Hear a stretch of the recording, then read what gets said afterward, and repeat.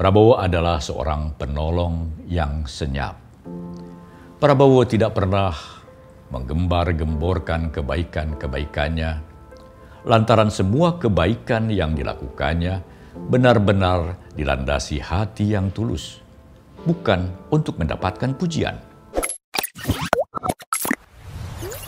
Kawan muda, kali ini saya ingin bercerita tentang Prabowo Subianto yang memiliki kepedulian tinggi atas kesejahteraan para prajuritnya. Sejak ia masih memimpin pasukan sebagai Komandan Batalion Infanteri Lintas Udara atau Yonif Linud 328, hingga menjadi Komandan Jenderal Komando Pasukan Khusus TNI Angkatan Darat atau Kopassus TNI AD. Cerita ini saya ungkapkan kembali berdasarkan kesaksian Sersan II Purnawirawan Slamet Pujiwarna, Kapten Purnawirawan Agustinus Susanto, dan Ibu Indri Nur Cahyawati, istri almarhum Brigjen Purnawirawan Hari Pisan, Wakil Komandan Jenderal Kopassus, melalui wawancara ketiganya dengan jurnalis Yahdi Jamhur di program Ngobsdul Man of Our Time. Slamet Pujiwarna yang kini berusia 72 tahun, merupakan salah seorang anak buah Prabowo di Batalion 328. Slamet, yang saat itu masih berpangkat kopral, adalah seorang sniper atau penembak runduk jarak jauh.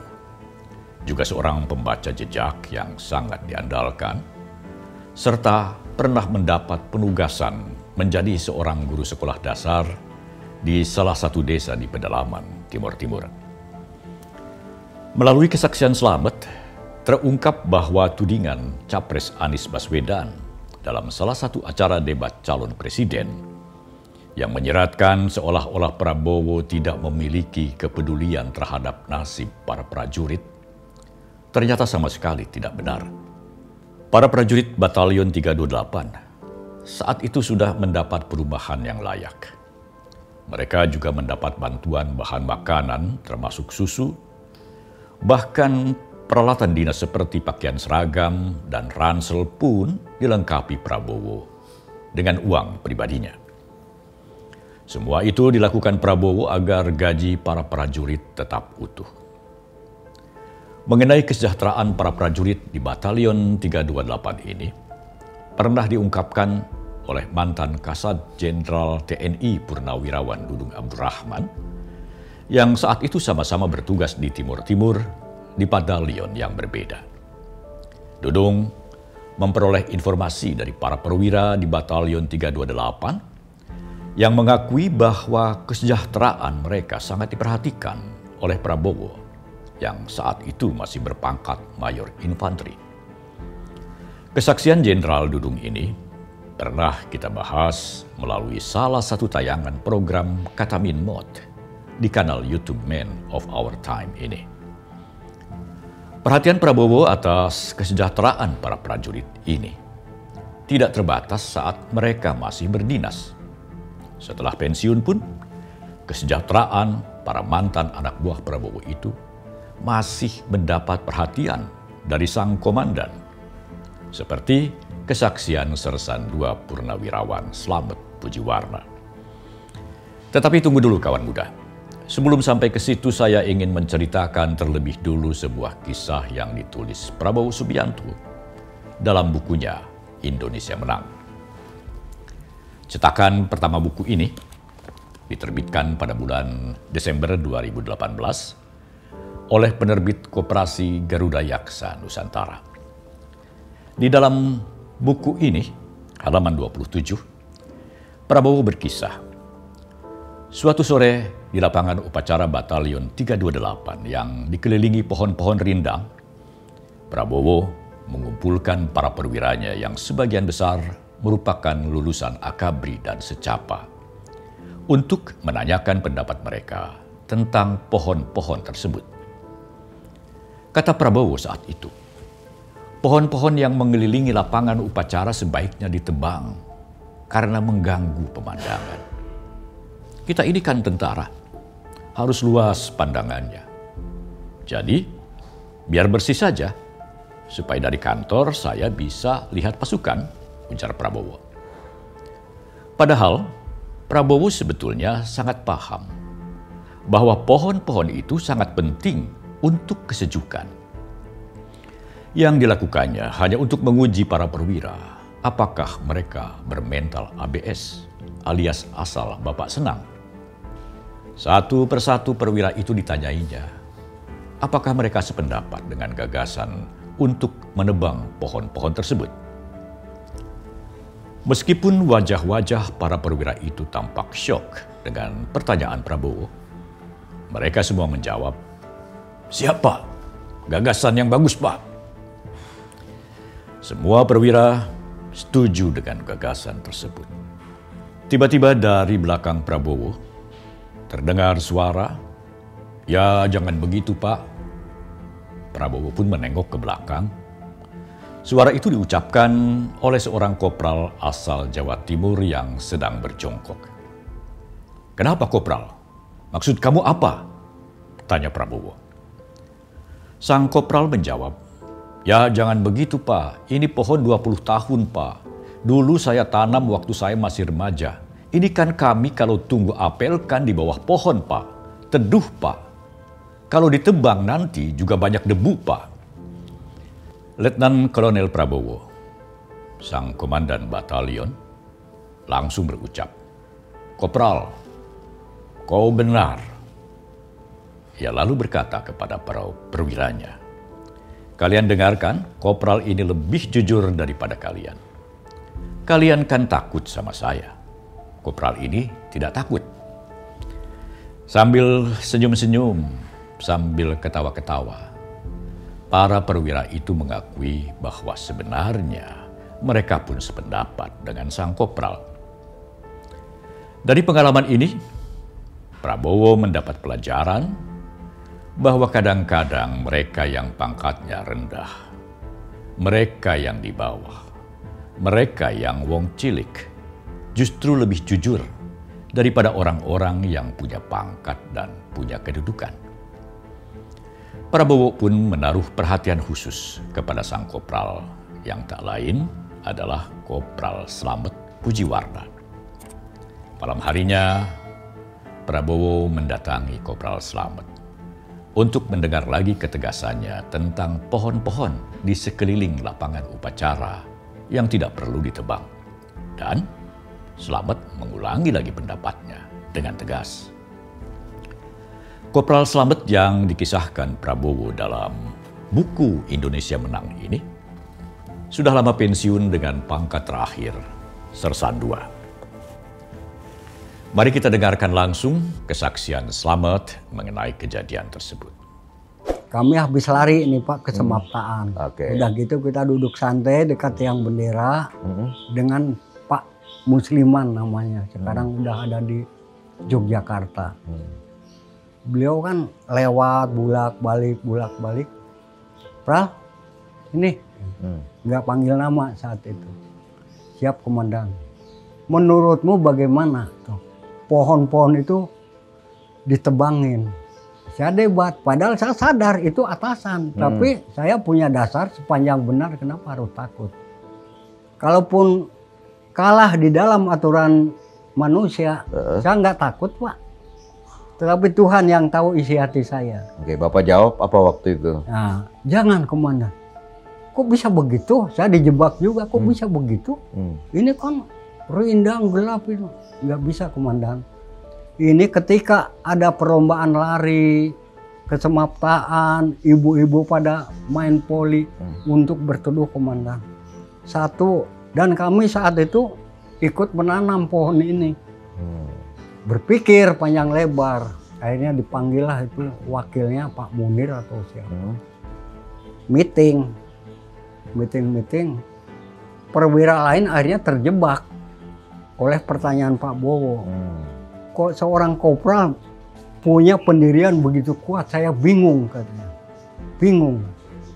Menurut kamu harus ditebang. Kok kenapa itu si kopral bisa punya pendirian seperti itu? Akhirnya dimarahin semua perwira saat itu Pak.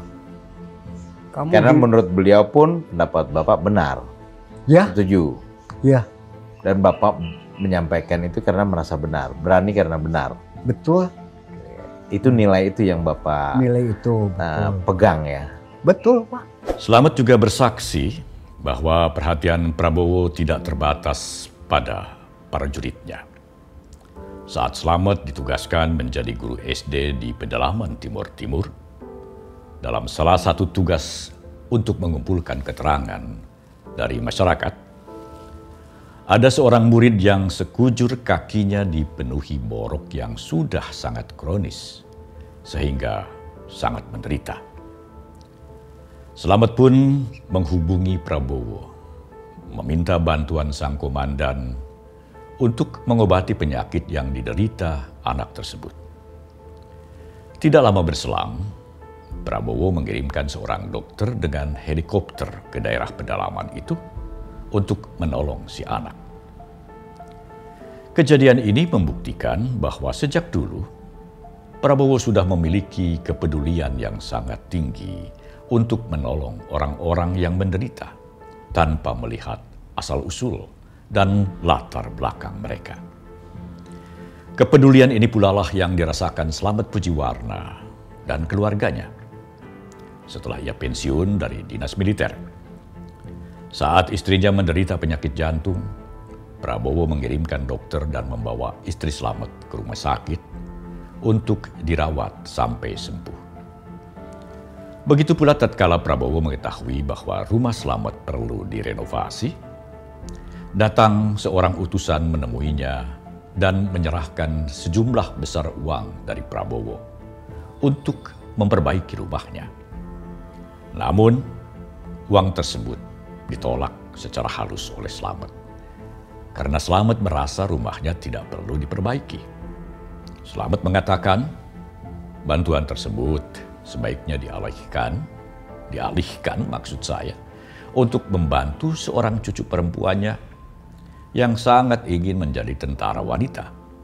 Prabowo pun langsung turun tangan untuk membantu cucu Slamet mendaftar menjadi anggota Korps Wanita Angkatan Darat atau KOWAD. Dan setelah lulus seleksi yang ketat, sang cucu sekarang sudah resmi menjadi anggota KOWAD. Cucu Bapak yang perempuan juga akhirnya berkiprah di tentara juga, Pak ya? Cucu, ya betul. Itu gimana ceritanya, Pak? Nah, ceritanya begini. Ketika Bapak Angga hadir di rumah ini, Pak, memperkenalkan saya Angga dari staf ini, nyambung tuh, udah saya persilakan masuk. Mohon izin Pak, kami ingin wawancara dengan Bapak. Saya tanya, ini wawancara dalam rangka apa?